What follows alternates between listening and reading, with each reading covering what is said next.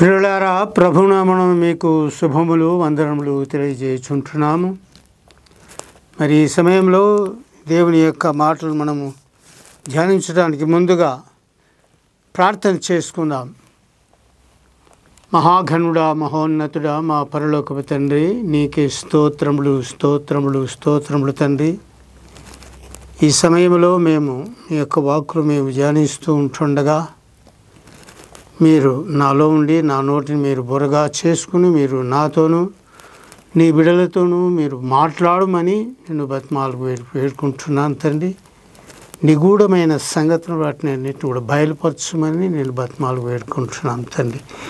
వినేటువంటి చెవులను, గ్రహించేటువంటి హృదయమును దయచేసి ఆస్వాదించి మీరు మహిమ పొందమని యేసు క్రీస్తు వారి దివ్యమైన నామమునే బ్రతిమాలు వేడుకొంచున్నాను తండ్రి. ఆమేన్. ప్రియులారా, ఈ దినమునకు ఏర్పాటు చేసుకున్నటువంటి ధ్యానాంశము ఏమిటనగా, ధనవంతుడు పరలోక రాజ్యములో ప్రవేశించుట దుర్లభము. లోకములో అనేకులు ధనమును సంపాదించవాలని ఆరాటపడుతూ ఉంటారు. వారి ధ్యాస అంతా ధనం మీదనే ఉంటుంది. అటువంటి వ్యక్తుల యొక్క ఆత్మీయ జీవితంలో వారు పరలోక రాజ్యానికి వారసులు కాలేరని ప్రభువారు ఆయన సెలవిచ్చి ఉంటున్నారు. కాబట్టి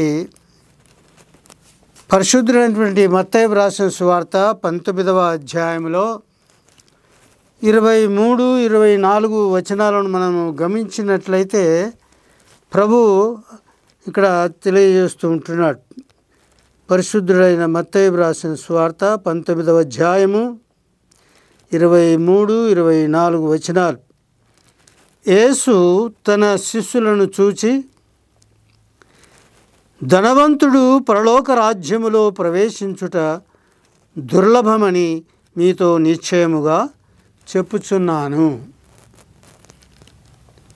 ఇదిగాక ధనవంతుడు పరలోక రాజ్యములో ప్రవేశించుట కంటే సూది బెజ్జములో ఒంటె దూరుట సులభమని మీతో చెప్పుచున్నానని. శిష్యులు ఈ మాట విని మిక్కిలి ఆశ్చర్యపడి, అలాగైతే ఎవడు రక్షణ పొందగలడని అడుగగా, యేసు వారిని చూచి, ఇది మనుష్యులకు అసాధ్యమే, కానీ దేవునికి సమస్తమును సాధ్యమని చెప్పాను. ఇదే అధ్యాయంలో ఈ 25, 26 వచనాలు, 20 వచనాలు ఇది నేను చదువుతుంటున్నది. అప్పుడు పేతురు ప్రభుతోటి ఇలాగా అంటున్నాడు, మరి ఇదిగో మేము సమస్తమును విడిచిపెట్టి నిన్ను వెంబడించితిమి, కనుక మాకేమి దొరుకునని ఆయనను అడగగా, యేసు వారితో ఇట్లనెను, ప్రపంచ పునర్జన్మనందు మనుష్య కుమారుడు తన మహిమ గల సింహాసనం మీద ఆసీనుడై ఉన్నప్పుడు నన్ను వెంబడించిన మీరును 12 సింహాసనముల మీద ఆసీనులై ఇశ్రాయేలు 12 గోత్రముల వారికి తీర్పు తీర్చుదురు. నా నామము నిమిత్తము అన్నదమ్ములనైనను, అక్క చెల్లెండ్రనైనను, తండ్రినైనను, తల్లినైనను, పిల్లలనైనను, భూములనైనను, ఇండ్లనైనను విడిచిపెట్టిన ప్రతివాడును 100 రెట్లు పొందును. ఇదిగాక నిత్య జీవం స్వతంత్రించుకొనును. మొదటివారు అనేకులు కడపటి వారగుదురు, కడపటి వారు మొదటి వారగుదురు అని ఈ యొక్క వాక్యంలో 23 నుంచి మనము 30 వచనాల వట్టుకు మత్తయి రాసినటువంటి సువార్తలో 19వ అధ్యాయము 23 నుంచి 30 వచనం మట్టునకు ఈ విషయాలన్నీ కూడా ఇక్కడ రాయబడి ఉంటున్నాయి. కాబట్టి ఇక్కడ ప్రభు చెప్పినటువంటి మాటలు ఏమిటంటే, ధనవంతుడు దేవుని రాజ్యములో ప్రవేశించుట దుర్లభం. ఎందుకంటే వారు ఈ లోకాన్ని వారు ప్రేమించి వారు ధనము కొరకే ప్రయాసపడుతూ ఉంటారు. కాబట్టి వారి యొక్క మనసంతా వారి ధ్యాస అంతా కూడా దాని మీదనే కేంద్రీకరింపబడి ఉంటుంది. కానీ దేవుని మీద వారికి ఎటువంటి ఆసక్తి ఉండదన్నమాట. అందుకని అటువంటి వారు పరలోక రాజ్యములో చేరుట దుర్భం. అంతేకాకుండా ఒంటే సూది బెజ్జములో దూరుట సులభము, కానీ పరలోక రాజ్యములో ప్రవేశించుట సాధ్యమని ప్రభు చెప్తుంటాడు. మరి పేతురు అంటున్నాడు, మరి అలాగైతే ఎవరు రక్షణ పొందుతారయ్యా, ఎవరు పరలోక రాజ్యాన్ని చేరుకుంటారు అని ప్రభువును అడిగినప్పుడు ప్రభు అంటున్నాడు, ఇది మనుషులకు అసాధ్యమే, కానీ దేవునికి సమస్తము సాధ్యం అని ఆయన సెలవిస్తుంటాడు. అనగా దాని అర్థము, దాని యొక్క భావం ఏమిటి అంటే, ఈ ధనవంతులైనప్పటికీ కూడా ప్రభు మీద ఆధారపడి జీవించి ప్రభు చేత ఆస్వాదించబడినటువంటి వారు, ప్రభు చేత ఆస్వాదించబడి ధనవంతులైనటువంటి వారికి వారు పరలోక రాజ్యానికి వారసులు అవుతారు అని దాని యొక్క భావాన్ని అక్కడ వారి పేతురుతోటి చెప్పినట్లుగా మనకు తెలుస్తుంది. కాబట్టి మనం ఈ విషయాన్ని మనము గమనించినట్లయితే ఆదికాండము 13వ అధ్యాయము మొదటి నుంచి కొన్ని వచనాలు నేను చదువుతున్నాను. 1 నుంచి 3 వచనాలు వరకు. ఇక్కడ ఆదికాండము 13వ అధ్యాయము మొదటి నుంచి 3 వచనాలు మట్టుగా. అబ్రహాము తనకు కలిగిన సమస్తమును, తన భార్యను, తనతో కూడా ఉన్న లోతును వెంటబెట్టుకొని ఐగుప్తులో నుండి దక్షిణ దేశమునకు వెళ్ళెను. అబ్రాము వెండి బంగారము పశువులు కలిగి బహుధనవంతుడై ఉండెను అని ఇక్కడ రాయబడి ఉంటున్నది. కాబట్టి ఈ 1-2 వచనాల్లోనే ఇక్కడ మనకు తెలుస్తుంది, అబ్రాము ఆయన బహుధనవంతుడై ఉండెను అని ఇక్కడ రాయబడి ఉంటుంది. అయితే అబ్రహాముగా దేవుని చేత మార్చబడి ఆయన పేరు, నీవు అనేక జన్మలకు తండ్రి అవుతావని ఆయన అబ్రహాముగా తీర్చిదిద్ది, మరి ఆయనకు అనేకమైనటువంటి సంపదలను అన్నిటినీ ఒక మహారాజు వలె ఉన్నారు అని చెప్పేసి కనానీయులు ఆయనను పోడినట్లుగా మనము దేవుని వాక్యంలో చదువుతాం. కాబట్టి ఇక్కడ దేవుడు అబ్రహామును ప్రేమించి మరి ఆయనకు సమస్తమైనటువంటి సంపదలు, మరి ఈ గొర్రెలు, మేకలు, ఆవులు, గార్ధములు, ఇవన్నీ కూడా జంతువులు అని అనేకమైన జంతువులు, అవే కాకుండా మరి వెండి బంగారములు ఇవన్నీ కూడా ఆయనకు సమృద్ధిగా ఉన్నాయి. అయినప్పటికీ కూడా ఆయన పరలోక రాజ్యములకు వారసుడై మరి నీతిమంతులకు ఒక తండ్రిగా ఆయన తీర్చబడ్డాడు. కాబట్టి ఆయన అబ్రహాముగా మార్చబడి నీతిమంతులకు తండ్రి అయినటువంటి విశ్వాసులకు తండ్రి అని అతడు దేవుని నమ్మెను, అది అతనికి నీతిగా ఎంచబడెను అని రాయబడి ఉంది. కాబట్టి ఆ విశ్వాసము చేతనే ఆయన నీతిమంతుడిగా తీర్చబడి మరి పరలోక రాజ్యమును ఆయన స్వతంత్రించుకున్నట్లుగా మనకు తెలుస్తుంది. కాబట్టి దేవునికి సమస్తము సాధ్యము అంటే అదే అన్నమాట. అది దేవుడి చేత ఆస్వాదించబడి మరి ధనము, సంపద, పశువులు అన్నిటినీ కలిగి ఉండటం. అంటే ఏబు గ్రంథంలో చూస్తే మనం ఏబు యొక్క ఆయనకు కూడా గొప్ప ధనవంతుడై ఉండేను. తూర్పు దేశంలో యోబు కంటే ధనవంతుడు ఎవరు కూడా లేరు అని రాయబడి ఉంది. అంత గొప్ప ధనవంతుడుగా పశువులు, గొర్రెలు, మేకలు, ఎడ్లు ఇవన్నీ కలిగినటువంటి వాడుగా ఉన్నట్లుగా మనం యోబు గ్రంథంలో మనం చూస్తాం. అంటే దేవుని చేత ఆస్వాదించబడి కాబట్టి అతడు దేవునికి ప్రియుడుగా ఉండినట్లుగా మనకు తెలుస్తుంది. అందుకోసం ఆయనను దేవుడు అంతగా తూర్పు దేశం వాళ్ళలో ఆయన అంతగా హెచ్చించి దేవుడు ఆస్వాదించినట్లుగా మనకు తెలుస్తుంది. కనుక ఇది మరి పేతురు అడిగినటువంటి ప్రభువుని అడిగే ప్రశ్న వేశాడు. ఏమిటంటే, మరి ప్రభు అలాగైతే ధనవంతులు పరలోక రాజ్యములో ప్రవేశించడం దుర్లభమైతే మరి అలాగైతే మరి ఎవరు రక్షణ పొందుతారు ప్రభువా అని అడిగితే, ఇది మనుష్యులకు అసాధ్యమే. ఇది మనుష్యులకు అసాధ్యమే కానీ దేవునికి సమస్తము సాధ్యము. అంటే ఆయనకు ప్రియులై ఉంటే వారు ధనవంతులుగా అయినప్పటికీ కూడా వాళ్ళు దేవుని రాజ్యమును స్వతంత్రించుకోగలరు అని ప్రభు అది ఆ విషయాన్ని అక్కడ బయలుపరిచినట్లుగా మనకు తెలుస్తూ ఉంది.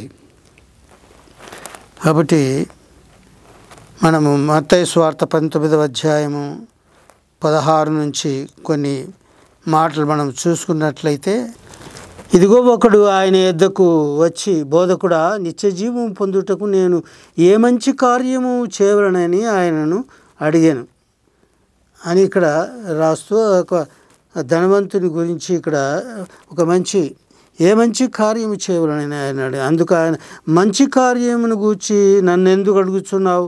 మంచివాడు ఒక్కడే. నీవు జీవములో ప్రవేశింపగోరిన ఎడల ఆజ్ఞలను గైకొనుమని చెప్పాను. అతడు ఏ ఆజ్ఞలని ఆయన అడగగా, యేసు, నరహత్య చేయవద్దు, విచరించవద్దు, దొంగిలింపవద్దు, అబద్ధ సాక్ష్యము పలకవద్దు, తల్లిదండ్రులను సన్మానింపుము, నిన్ను వలె నీ పొరుగువానిని ప్రేమించవలను అనునవియే అని చెప్పాను. అందుకు ఆ యవనుడు, ఇవన్నీ అనుసరించుతూనే ఉన్నాను, ఇవన్నీ నేను బాల్యం నుండి అనుసరిస్తూనే ఉన్నానని ఇక్కడ చెబుతున్నాడు. ఇకను నాకు కొదువేమి అని ఆయనను అడుగుతున్నాడు. అందుకు యేసు, నీవు సంపూర్ణుడు ఒకటకు కోరిన ఎడల పోయి నీ ఆస్తిని అమ్మి బీదలకిమ్ము, అప్పుడు పరలోకమందు నీకు ధనము కలుగును. నీవు వచ్చి నన్ను వెంబడించుమని అతనితో చెప్పాను. కాబట్టి అతడు గొప్ప ధనము కలిగినటువంటి వాడుగా ఉన్నాడు. అతడు ప్రభు దగ్గరికి ప్రభు తన శిష్యులతో పాటు మార్గంలో వెళ్ళుచూ ఉంటుండగా ఆయన దగ్గరికి వచ్చి, ప్రభా, నేను నిత్య జీవంలో ప్రవేశించాలి అని అంటే నేను ఏమి చేయాలి అని ప్రభువుని అడుగుతున్నట్లు ఈ విషయాలని మనము ఇక్కడ రాయబడి ఉంటాయి. ఇదే విషయము మనము మార్కు సువార్తలో చూస్తే అది అక్కడ ఇంకా మంచిగా ఆయన వ్రాస్తాడు. మార్కు సువార్తలో చూస్తాం 10వ అధ్యాయంలో అక్కడ ఒక యవనస్తుడు ఆయన పరిగెత్తుకుంటూ వచ్చినట్లుగా ఇక్కడ రాయబడి ఉంది. మార్కు సువార్త 10వ అధ్యాయము 17వ వచనం నుంచి ఇక్కడ రాయబడి ఉంటున్నది. ఆయన బయలుదేరి మార్గమున పోవుచుండగా ఒకడు పరిగెత్తుకొని వచ్చాడట. అతను ఆయన ఎదుట మోకాళ్ళుని, సద్బోధకుడా, నిత్య జీవమునకు వారసుడగుటకు నేనేమి చేయుదును అని అడిగాను. యేసు, నన్ను సత్పురుషుడవని ఎలా చెప్పుచున్నావు? దేవుడు ఒక్కడే గాని మరి ఎవడునూ సత్పురుషుడు కారు. నరహత్య చేయవద్దు, వ్యభిచరింపవద్దు, దొంగిలింపవద్దు, అబద్ధ సాక్ష్యము పలకవద్దు, మోసపుచ్చవద్దు, నీ తల్లిదండ్రులను సన్మానించుము అను ఆజ్ఞలు నీకు తెలియను కదా అని అతనితో చెప్పాను.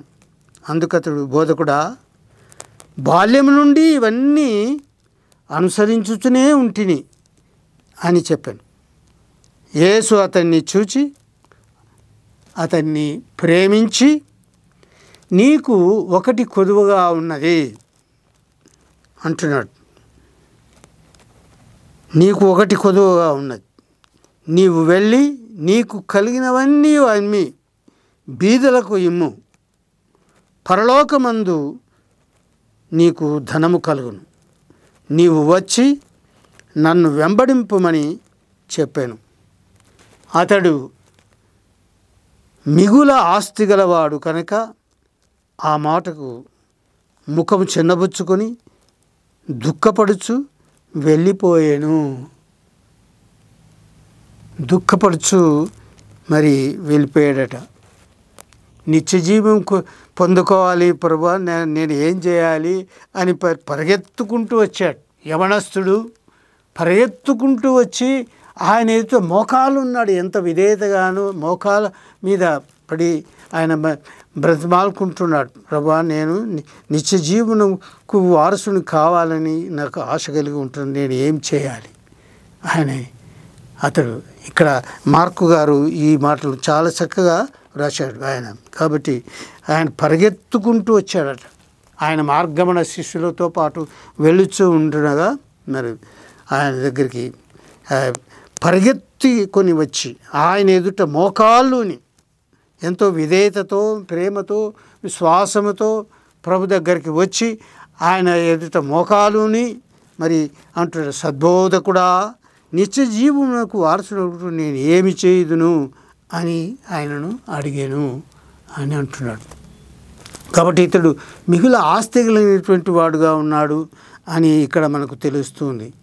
కాబట్టి అక్కడ ప్రభు అంటున్నాడు, నువ్వు సద్బోధకుడా అని నన్ను ఎందుకు సంబోధిస్తున్నావు? సత్పురుషుడు ఒక్కడే, దేవుడు ఒక్కడే తప్ప ఏ మానవుడు సత్పురుషుడు కాడు అనే సంగతిని ప్రభు అతనికి చెప్తూ ఉంటున్నాడు. కాబట్టి నీవు ఈ ఆజ్ఞలన్నీ తెలుసు కదా, ధర్మశాస్త్రము ఈ ముఖ్యమైనటువంటి ఈ ఆజ్ఞలను ఇవి నీవు పాటించు, అప్పుడు నీవు నిత్యజీవానికి వారసుడవుతావు అని అంటే, అయ్యా నేను బాల్యము నుండే ఇవన్నీ నేను అనుసరిస్తూనే ఉన్నాను, ఇక నాకేం కొదవ ఉంది అని అతడు అడుగుతున్నాడు. అంటే అయితే ప్రభు ఆ మాటలు విని అతన్ని ప్రేమించి అని ఇక్కడ రాయబడి ఉంది. యేసు అతన్ని చూచి అతన్ని ప్రేమించి, ఇక్కడ 21వ వచనంలో ఈ మార్క్స్ వార్త 10వ అధ్యాయం 21వ వచనంలో ఈ మాటలు మనకు కనపడుతున్నాయి. యేసు అతన్ని చూచి అతన్ని ప్రేమించి, నీకు ఒకటి కొదువగా ఉన్నది అని అంటున్నాడు.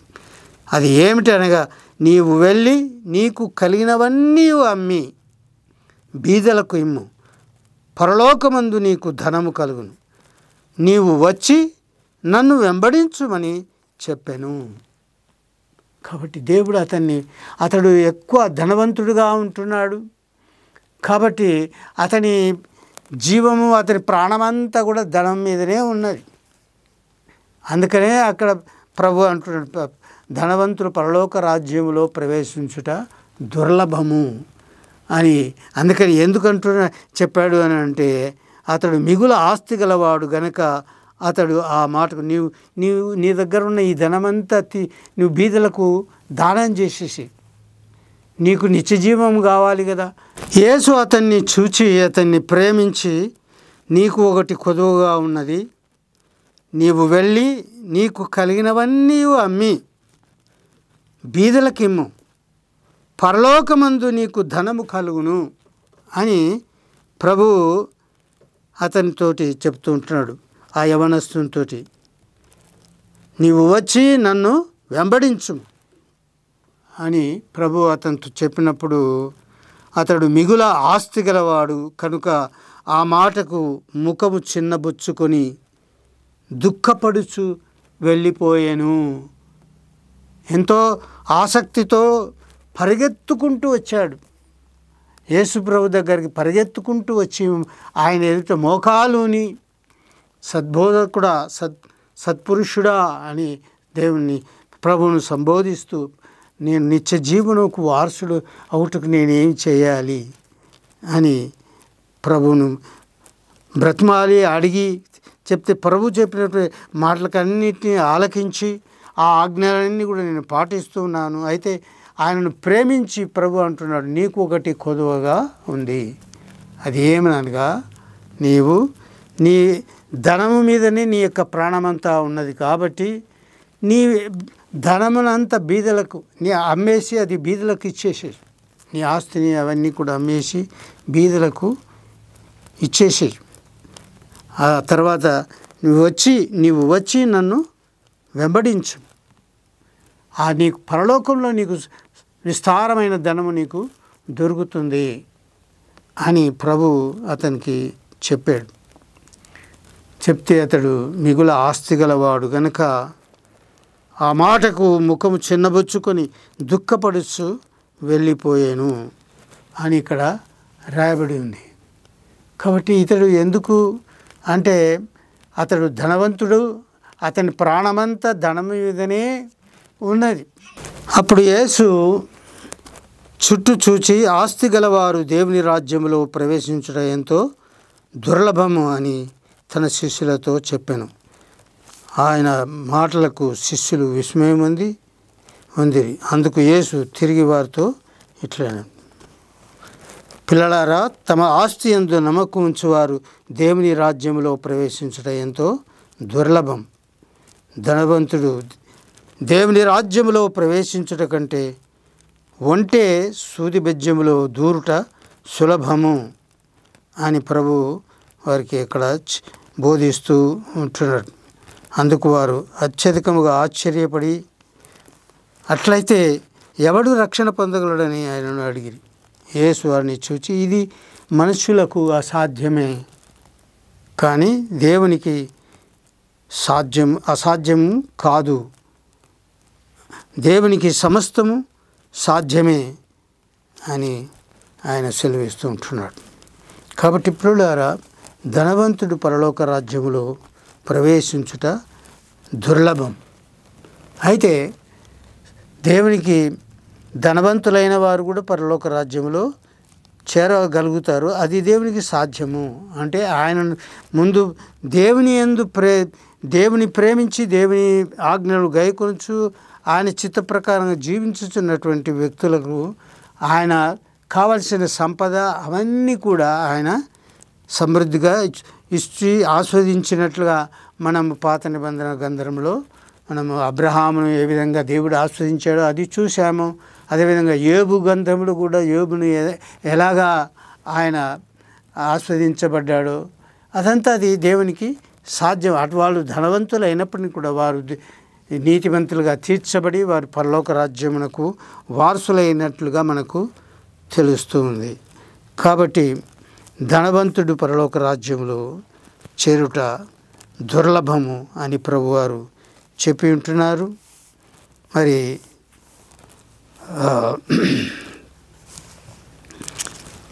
అందుకొరకు మత్తయి సువార్త 6వ అధ్యాయము 19వ వచనములో మనం చూస్తే అక్కడ భూమి మీద మీ కొరకు ధనమును కూర్చుకొనవద్దు అని ప్రభువు సెలవిస్తూ ఉంటున్నాడు. భూమి మీద మీ కొరకు ధనమును కూర్చుకొనవద్దు. ఇక్కడ చిమ్మెటయు తుప్పును తినివేయును, దొంగలు కన్నము వేసి దొంగిలెదరు.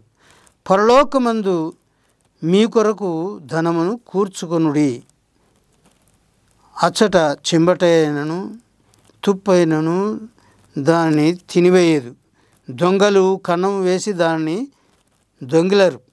నీ ధనము ఎక్కడ ఉండునో అక్కడనే నీ హృదయము ఉండును అని ప్రభువారు అక్కడ తెలియజేస్తూ ఉంటారు. కాబట్టి భూమి మీద మీ కొరకు ధనాన్ని కూర్చుకొనవద్దు. ఎందుకంటే ఇక్కడ ఈ భూమి మీద దొంగలు దాన్ని దొంగిలించవచ్చు, అది తుప్పు పట్టవచ్చు, చెమట పట్టవచ్చు. కాబట్టి అది మీరు ఏ విధంగా అయితే బీదలకు మీరు ఇచ్చుట ద్వారా, దానం ఇచ్చుట ద్వారా మరి మరి పరలోక రాజ్యం బీదలను ప్రేమించి బీదలకు ఇచ్చేటువంటి వాడు దేవునికి అప్పు ఇచ్చువాడు అని దేవుని వాక్యం సెలవిస్తుంది. ఆ విధంగా మరి బీదలను కనికరించి బీదలకు తన యొక్క ధనమును ఇచ్చి వాళ్ళని ఆదరించినప్పుడు పరలోక రాజ్యములో అవి కూర్చబడతాయి. కాబట్టి మనం దేవుని రాజ్యంలో ప్రవేశించిన అక్కడ మన యొక్క ధనం అక్కడ ఉంటుంది. ఆ ధనమును ఎవరు కూడా దొంగిలించరు, అది తుప్పుపట్టదు, చెడిపోదు. అది నీ హృదయం ఎక్కడ ఉంటుందో అక్కడే నీ ధనము కూడా ఉంటుంది అని ప్రభువారు అక్కడ తెలియజేస్తూ ఉంటున్నారు. కాబట్టి మనము భూమి మీద మనము ధనము మీద ఆశను పెంచుకొని ధనమును కూర్చుకోవటం, దాని మీదనే దాని కొరకే ప్రయాసపడటము అనేటువంటిది అటువంటి చేయకూడదు అని ప్రభువారు ఇక్కడ మనకు తెలియజేస్తూ ఉంటుంది. ఎవడును ఇద్దరు యజమానులకు దాసుడుగా ఉండనేరడు. మత్తయి సువార్త 6వ అధ్యాయము 24వ వచనములో ఈ మాటలు మనకు కనబడుతూ ఉన్నాయి. ఎవడును ఇద్దరు యజమానులకు దాసుడుగా ఉండనేరడు. అతడు ఒకని ద్వేషించి ఒకని ప్రేమించును. మీరు దేవునికిని సిరికిని దాసులుగా ఉండనేరరు. కాబట్టి ఎవడు కూడా ఇద్దరు యజమానులకు దాసుడుగా ఉండనేరడు అని ప్రభు ఇక్కడ ఉదాహరణగా తెలియజేస్తున్నారు. మీరు ధనాన్ని ప్రేమించటము, మళ్ళీ పరలోక దేవుణ్ణి ప్రేమించడము అది అసాధ్యమైనటువంటి సంగతి అని ఇక్కడ ప్రభువారు చెప్తుంటాడు. కాబట్టి ఒకరిని ద్వేషిస్తాడు, ఒకరిని ప్రేమించటము జరుగుతుంది. అంతేగాని ఇద్దరిని ప్రేమించటం అనేది సాధ్యము కాదు అని ప్రభువారు ఇక్కడ వారికి తెలియజేస్తుంటారు. కాబట్టి మీరు సిరికిని మరి దేవునికిని దాసులుగా ఉండనేరరు. మీరు ధనమునైనా ప్రేమించాలి, లేదా దేవుణ్ణైనా ప్రేమించాలి అని సంగతిని అక్కడ మనకు తెలియజేస్తుంటారు. 6వ అధ్యాయం మత్తయి సువార్త 6వ అధ్యాయం 25వ వచనం, అందువలన నేను మీతో చెప్పినది ఏమనగా, ఏమి తిందుమో ఏమి త్రాగుదుమో అని మీ ప్రాణములను గూర్చేయనను, ఏమి ధరించుకుందుమో అని మీ దేహమును గూర్చేయనను చింతింపకుడి అని అక్కడ తెలియజేస్తూ ఉంటున్నాడు.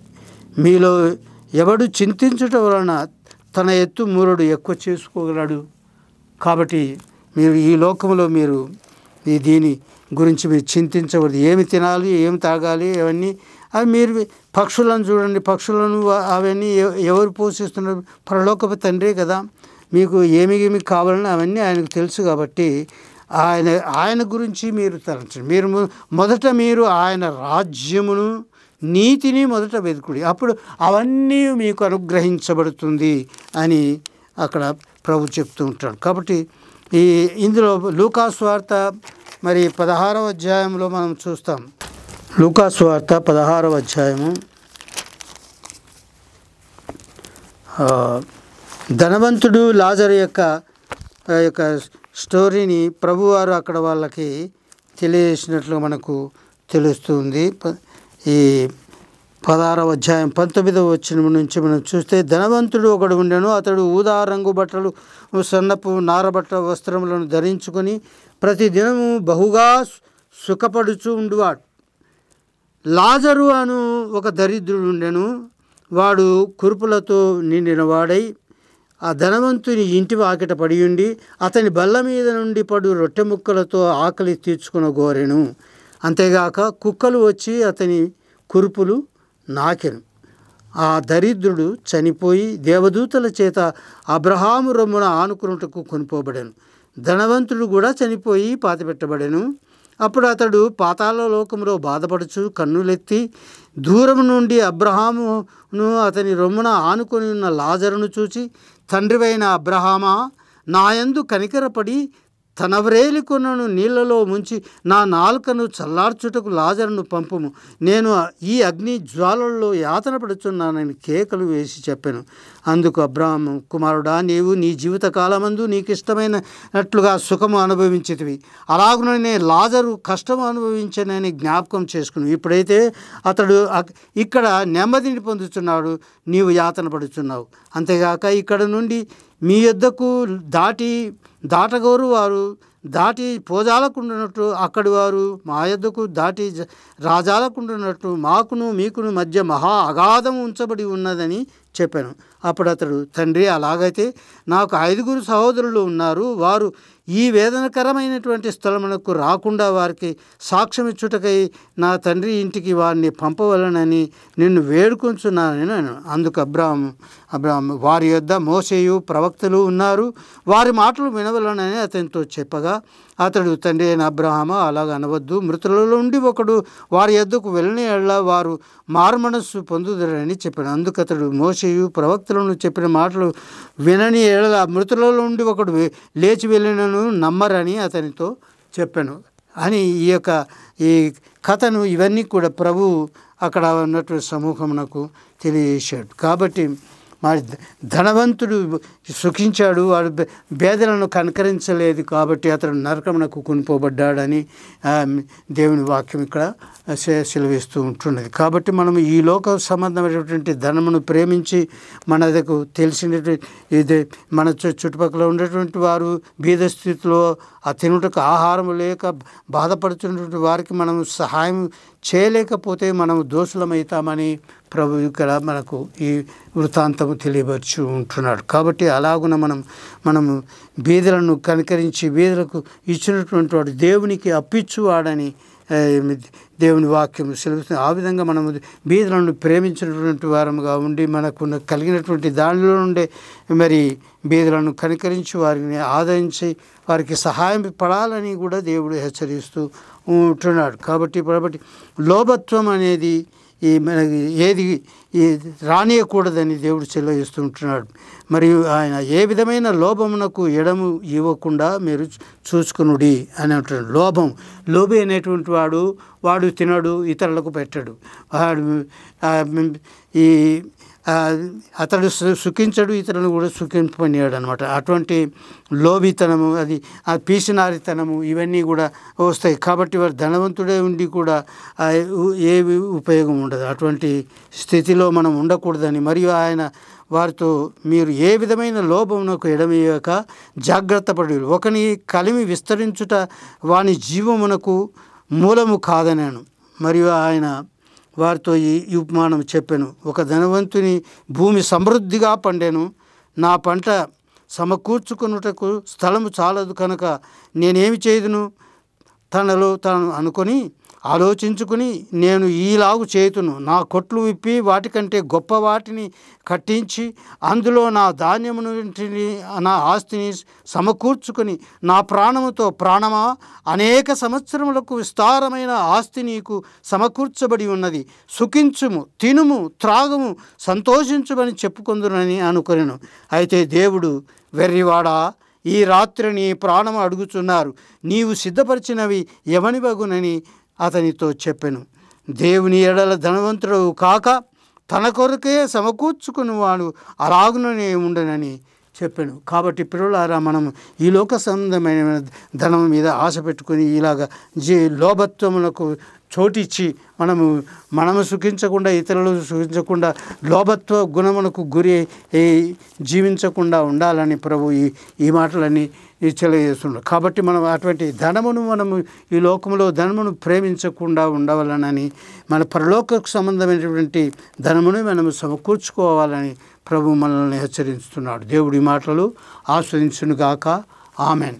పరిశుద్ధుడా, గొప్ప దేవా, మహిమాన్వితుడా, ఇంతవరకు మీరు నాలో ఉండి నా నోటి ద్వారా నీవు నాతోనూ నీ బిడ్డలతోనూ మాట్లాడే వాక్కుల కొరకై మీకు వందనములు స్తుతులు చెల్లిస్తుంటున్నాం. ప్రభా, మీరు మమ్మల్ని ఆశ్రయించిన కొలది ప్రభా, మేము ఆ యొక్క సంపదను మా కొరకు మాత్రమే కాకుండా మా చుట్టుపక్కల ఉన్నటువంటి బీదలను కనుకరించి వారిని ప్రేమించినటువంటి వారముగా ఉండుటకు నీ కృపను దయచేసి పరలోక ధనములో ఉన్నటువంటి ధనమును సమకూర్చుకోవాలని మీరు సెలవిచ్చి ఉంటున్నా. ఆ విధంగా మేము ప్రతి ఒక్కరము అబ్రహాము వలను మరి యోబు వలను జీవించుటకు నీ కృపను దయచేసి నీ యొక్క నిత్యరాజ్యమునకు మేము వారసులమైనటువంటి భాగ్యాన్ని అనుగ్రహించి మీరు మహిమ పొందమని యేసుక్రీస్తు వారి దివ్యమైన నామమునే బ్రతిమాలి వేడుకొంచున్నాను తండ్రి.